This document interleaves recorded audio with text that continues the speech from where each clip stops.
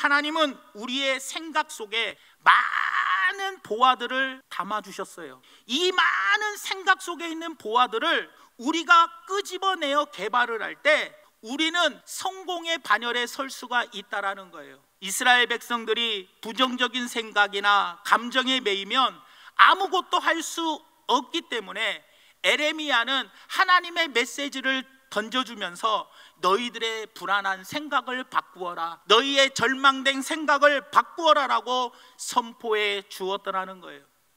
이스라엘 백성들의 상황이 바로 지금 우리가 오늘날 살아가고 있는 이 시대에 우리에게 하나님께서 주는 메시지라는 거예요. 그렇다면 지금 우리는 코로나 바이러스로 인하여 불안해하고 경제가 침체되고 악화됨으로 인하여 절망하고 있는 이 시기에 하나님께서는 에레미야 선지자를 통해서 우리의 절망과 불안을 바꾸어라, 우리의 생각을 바꾸어라 라고 말씀해 주고 있다라는 겁니다.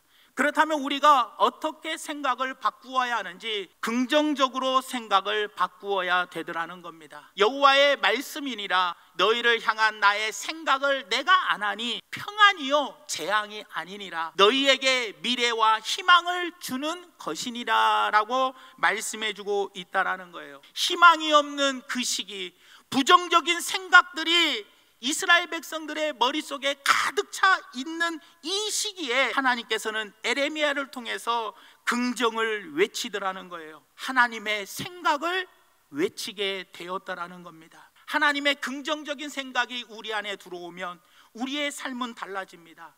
우리를 향한 하나님의 생각을 우리는 찾아야 돼요.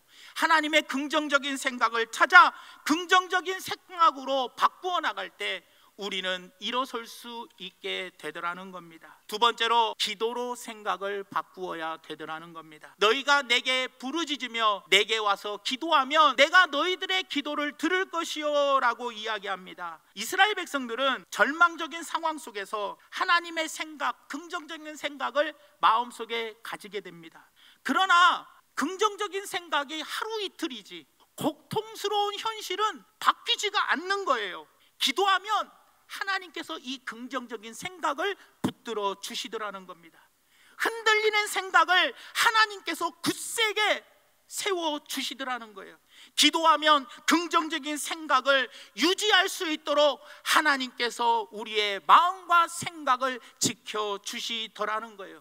우리는 날마다 이 긍정적인 생각을 유지할 수 있도록 하나님께 기도하는 성도들이 되어야 되더라는 겁니다. 세 번째로 말씀으로 생각을 바꾸어야 되더라는 겁니다. 이것은 여호와의 말씀이니라 나는 너희들을 만날 것이며 너희를 포로된 중에서 다시 돌아오게 하되 내가 쫓아내었던 나라들과 모든 곳에서 모아 사로잡혀 떠났던 그곳으로 돌아오게 하리라. 이것은 여호와의 말씀이니라. 에레미야 선지자를 통해서 70년 만에 돌아오겠다라는 약속을 재확인시켜 주셨다라는 거예요. 하나님의 말씀만이 부정적인 어두움에서 긍정적인 빛을 발할 수 있습니다. 하나님의 말씀은 전에나 지금이나 영원토록 변하지 않는 불변의 말씀입니다. 우리에게 있는 이 불신의 생각, 이 부정적 생각을 버리라고 예레미야 선지자를 통해서 우리에게 오늘 말씀해 주고 있다라는 겁니다.